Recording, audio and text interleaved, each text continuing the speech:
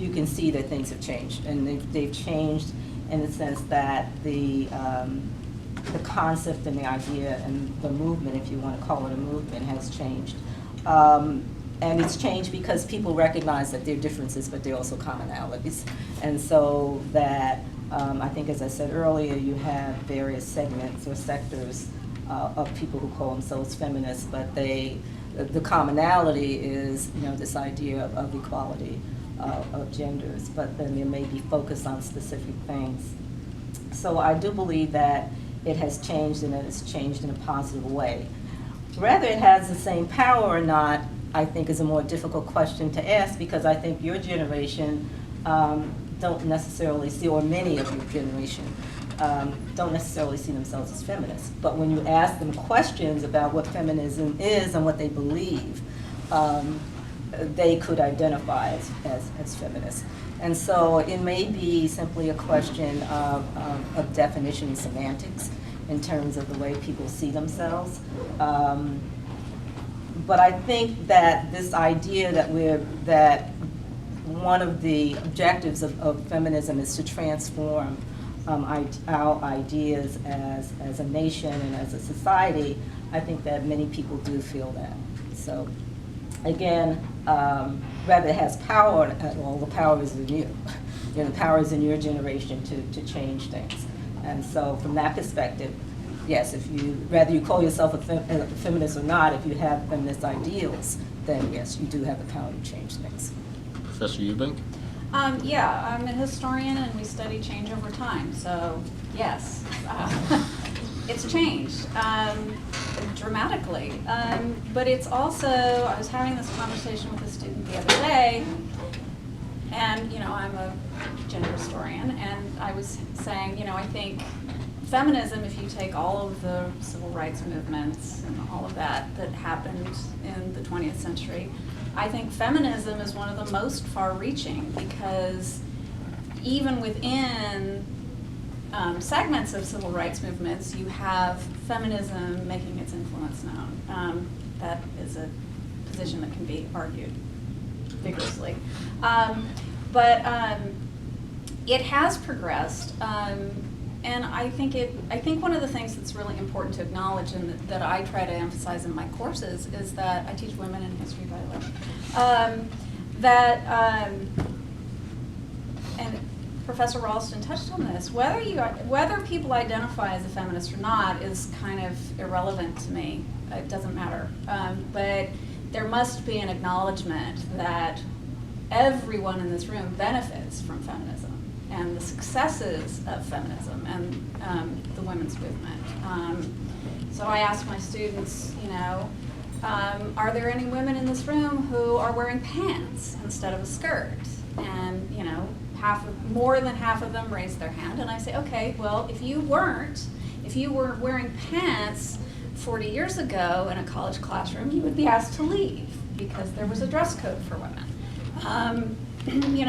Do women like the fact that they can get a bank account and a credit card in their own name? Yes. Well, you can thank the women's movement for that. So yes, I think it's progressed over time, and what I think is mystifying to me is that so many people have absolutely no knowledge about it. And for me, I think, and it's my particular disciplinary sort of bailiwick, but it's absolutely essential that that history not be lost, because it's powerful. Yeah, it's progressed over time. Yes, it is powerful, but it's most powerful when seen in continuity with the past and then moving into the future. So, and as Professor Ralston said, it's up to the next generation to make it go even further. Professor Harwood?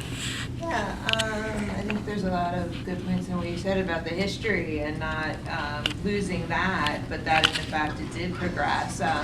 What I thought of when reading this question was the way that, in a sense, like the movement is expressed. So, for example, I can think of like 3 different times maybe this week where I saw something on a social media account that was feminist oriented. So, I think some of it's expressed more there now than it is maybe, you know, a march or certain things you saw previously. So I think, you know, it's expressed by someone. I think I saw the other day, it was like yesterday, a woman who had a blog, and then she started, and she was a famous violinist.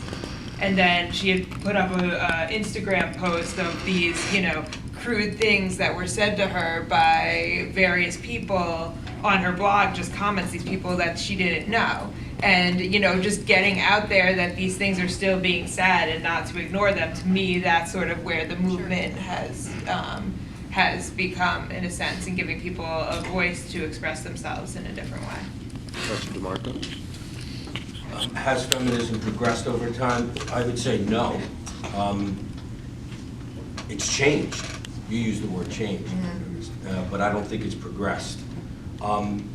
This is a minority view, but I think that we're in the fourth wave of feminism, and that started maybe 10, 15 years ago.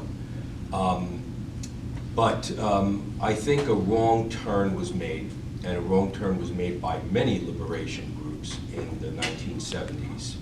And I think the feminist movement was one of those groups that made the wrong move. They attached themselves to, let me say, loopy theories, literary theories, like deconstruction, etc. And they focused on the cultural, which I do think is important, a cultural critique. And what happened is the economic and the political took a backseat. And that, in part, is why I think we've gone backwards in some ways. I also think that some people who claim to be feminists or writing in a feminist way have been, are not, and have been co-opted by the neoliberal framework we are in now. And I think that's dangerous. I think it's very dangerous. Does it have the same power as it does today? One question to ask is if it doesn't matter calling yourself a feminist, why wouldn't somebody do so? What are the kinds of conditions under which exist now such that people would consider not calling them feminists? I think that's a good question to ask. What has changed? What's the problem? I mean, if you're against the sort of content of the views, that's one thing. Okay, then you're not. But if you are pro women's issues, then why not call yourself a feminist? Mr. Leiden? So I think the progression issue has been covered pretty well. So I'm going to talk a little bit about the power side connected to something in your earlier question about in my field. I think, I was thinking about this question in terms of theology. So not religious studies like studying about religion from the outside, but the actual theology of people who are religious and the ways that trying to understand religion from the inside with a feminist perspective, I think can be immensely powerful. I don't think that power has been realized yet, but a significant portion of, I think, of the kind of patriarchal hangover that our culture still has, for some people, is embedded in religion. And so if feminist theologians are able to point out that the religion doesn't have to be that way, that you don't have to, one, abandon religion. It's not that all religion is lost, but there are ways to rediscover what is equal and what is liberating within the religious traditions, and then put that at the service of the kind of changes that you all are talking about. I think there's a lot of power there. What's tricky, though, is that a lot of that theology is done at conferences and in books that a few people read, and it's not getting into the mainstream. You wouldn't hear it, say, from the pulpit. And so how does that power can only happen if it becomes something mainstream, and that's kind of the key. Like, how do you get those ideas out to change the ideas of a lot of people?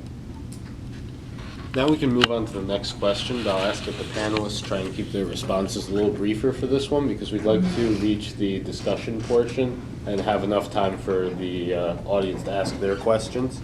So we'll start with Professor Leiden. Is feminism important today?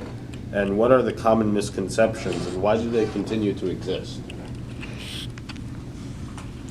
Yes, feminism is important today, obviously. Common misconceptions. I think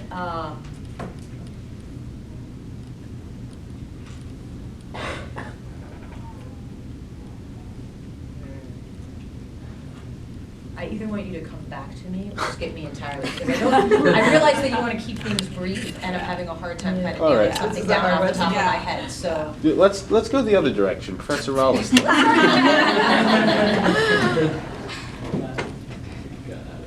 You know, I think that this is, well, one of the common misconceptions, I think, is that feminism and Professor DeMarco kind of got to this idea, and I mentioned it before, that people don't want to call themselves feminists. And the question is, why don't you want to call yourself feminist? And I think that the word has a negative connotation because somehow it's connected with the rise of feminism during the 70s, early 70s, with Bella Abzug and the women who were labeled as men haters, and you know, all the negative press that they got. And somehow that has been allowed to just sort of linger in the psyche or be passed on really to the generation, to your generation and generations that came up in the 90s and so forth. So I think that that's one misconception. The other is that, you know, men think that it's a woman's issue and they don't want to be called a feminist. And so, you know, it's very hard for a male, or many males, obviously not all, but many males, to think of themselves in terms of feminism. And because they're not looking at the concept itself and what it means, they're simply, you know, identifying with the word. So you asked for brief, so that's what. Professor Eubank.